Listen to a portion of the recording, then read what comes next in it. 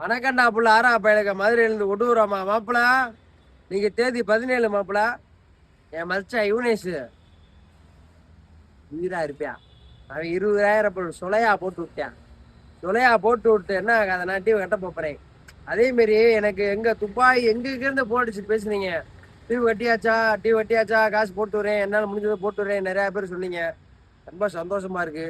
இந்த மாதிரி உறவுகள் நீங்க இருக்கிறப்ப என்னை யாரால என்னைய ஒண்ணுமே பண்ண முடியாது. ஆறா பயலு கொடூரமா தான் இருப்பேன்.